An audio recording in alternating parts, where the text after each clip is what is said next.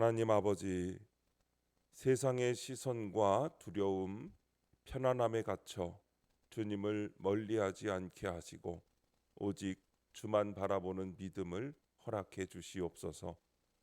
저는 죄인입니다라고 고백하는 이들을 향해 우리가 수군거리는 마음을 버리게 하옵소서. 주님을 만난 기쁨이 우리의 가정과 일터를 변화시키는 역사가 되게 하시고 우리의 삶에 구원의 기쁨이 충만하게 하옵소서.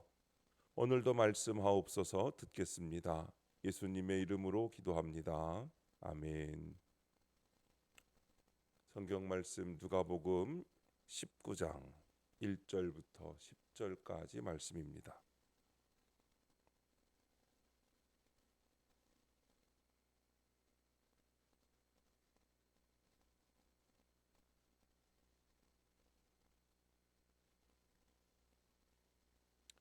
찾으신 말씀을 다 함께 한 목소리로 읽겠습니다. 예수께서 여리고로 들어가 지나가시더라. 삭개오라 이름하는 자가 있으니 세리장이요 또한 부자라. 그가 예수께서 어떠한 사람인가 하여 보고자 하되 키가 작고 사람이 많아 할 수 없어 앞으로 달려가서 보기 위하여 돌 무화과 나무에 올라가니 이는 예수께서 그리로 지나가시게 되밀어라. 예수께서 그곳에 이르사 쳐다보시고 이르시되 삭개오야 속히 내려오라. 내가 오늘 내 집에 유하여야 하겠다 하시니 급히 내려와 즐거워하며 영접하거늘 뭇사람이 보고 수군거려 이르되 저가 죄인의 집에 유하러 들어갔도다 하더라. 삭개오가 서서 주께 여짜오되 주여 보시옵소서.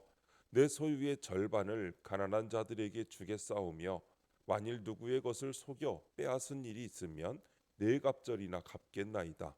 예수께서 이르시되 오늘 구원이 이 집에 이르렀으니 이 사람도 아브라함의 자손님이로다.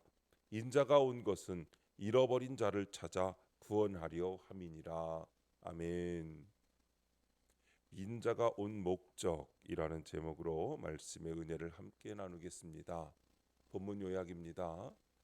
세리장 삭개오가 예수님을 보려고 돌 무화과 나무에 올라갑니다. 예수님은 삭개오를 보시고 그의 집에 유하십니다. 사람들은 예수님이 죄인의 집에 들어간다며 수군거립니다. 예수님은 구원이 이 집에 이르렀다고 하시며 인자는 잃어버린 자를 찾아 구원하러 왔다고 하십니다. 첫 번째 나무에 올라가니 1절부터 4절입니다. 로마 편에 서서 동족의 돈으로 자기 배를 불리던 세리들은 백성에게 미움을 받았습니다. 이에 세리장 삭개오는 사람들의 멸시와 경멸을 피하려고 스스로 고립된 생활을 택했을 것입니다. 그런 그가 예수님이 여리고에 오신다는 소식을 듣자마자 달려가 돌 무화과 나무에 올라갑니다. 작은 키와 많은 군중이라는 장애물조차 그를 막을 수 없었습니다. 이처럼 고립된 환경 가운데 해결되지 않은 나의 목마름은 예수의 소식을 듣게 하고 주께 달려가게 합니다.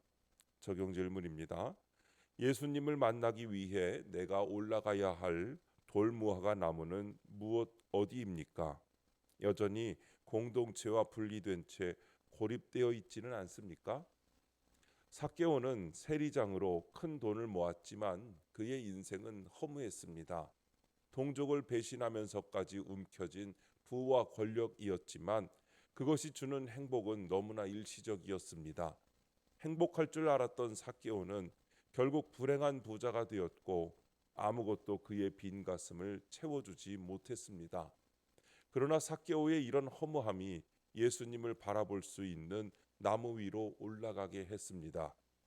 예수님이 예루살렘을 다녀오시면서 여리고를 지나가신 적이 그전에도 여러 번 있었을 것입니다. 그러나 삭개오는 그때마다 바쁜 업무와 다른 이유들로 나오지 못하다가 드디어 모든 장애물을 무릅쓰고 예수님을 보기 위해 나무 위까지 올라간 것입니다.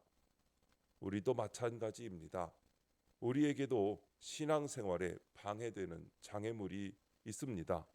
그 장애물을 극복하고 예배의 자리로 나아가는 것이 바로 삭개오처럼 나무 위로 올라가는 적용입니다. 두 번째, 속히 내려오라 5절부터 7절 말씀입니다. 삭개오는 그저 먼 발치에서라도 예수님을 볼 수 있기를 바라며 돌무화과 나무에 올라갔습니다. 예수님은 이런 그의 간절함을 외면하지 않으시고 그의 집에 유하십니다. 하지만 사람들은 이를 보고 저가 죄인의 집에 유하러 들어갔다며 수군거립니다. 그럼에도 예수님은 삭개오와 얼굴을 맞대고 교제하십니다. 세상은 자신을 죄인이라 고백하는 자를 무시하고 멀리하지만 주님은 그 고백을 귀하게 여기시고 그의 집에 거하기를 기뻐하십니다. 적용 질문입니다. 나는 죄인입니다라고 고백하는 자를 보고 수군거리며 판단하지는 않습니까? 그 사람은 누구입니까? 삭개오의 이름은 뜻이 정의롭다, 순전하다이지만 그동안 그는 이름에 걸맞은 삶을 살지 못했습니다. 그래서 동족으로부터 멸시와 천대를 받았습니다. 그런데 주님이 그에게 가까이 다가가셔서 그의 이름을 불러주십니다. 잃어버린 자를 찾아 구원하기 위해서는 차별이 없어야 합니다. 부하거나 가난하거나 학벌이 있거나 없거나 출신 성분이 좋거나 보잘것없거나 상관없이 이 모든 사람이 예수님을 만나야 복된 인생을 살아갈 수 있습니다. 예수님이 삭개오의 집에 유하러 들어가실 때 무사람들이 수군거렸다고 했습니다. 내가 찾아가서 이름을 불러주어야 할 사람은 어쩌면 무사람들이 수군거리는 대상일 수 있습니다. 내 주위에 삭개오와 같은 사람은 없는지 찾아보시기 바랍니다. 세 번째, 삭개오의 결단 8절부터 10절입니다. 예수님을 만난 삭개오는 자기 소유의 절반을 가난한 자들에게 주겠다고 고백합니다.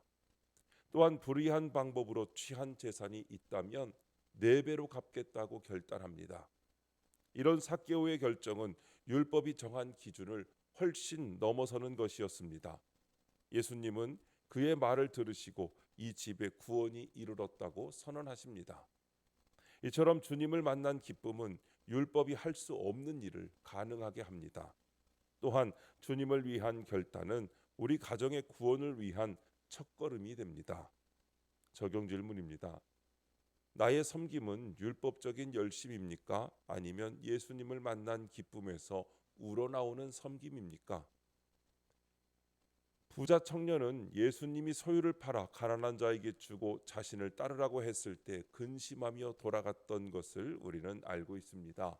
그러나 삭개오는 누가 시킨 것도 아닌데 소유의 절반을 가난한 자에게 주고 만일 누구의 것을 속여 빼앗은 것이 있으면 4갑절이나 갚겠다고 하였습니다. 삭개오에게는 이미 돈이 우상이 아니었습니다. 예수님은 부자 청년을 특별히 양육해 주시고 그에게 딱 맞는 처방을 해주셨지만 그는 돈이 우상이었기에 결국 변화되지 못하고 떠났습니다. 반면 주님은 삭개오에게 이미 돈이 우상이 아닌 것을 아셨기에 따로 처방을 하시지 않으셨습니다. 이런 삭개오에게 주님은 오늘 구원이 이 집에 이르렀다고 선포하십니다. 구원이 구체적으로 우리 집에 임하기 위해 오늘 내가 해야 할 적용은 무엇인지 생각해 보시기 바랍니다. 오늘도 말씀을 묵상하시며 그 말씀을 통해 주시는 지혜를 여러분 깨달으시고 또한 내 죄를 보고 회개하며 주님의 뜻에 따라 기쁨으로 살아가는 저와 여러분의 삶이 되시기를 주님의 이름으로 축원합니다. 기도하겠습니다. 하나님 아버지, 잃어버린 자였던 저를 외면하지 않고 찾아와 만나주신 주께 감사드립니다.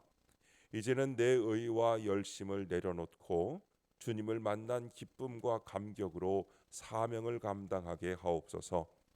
잃어버린 그 한 사람을 정죄하지 않고 예수님의 마음으로 다가가게 하옵소서.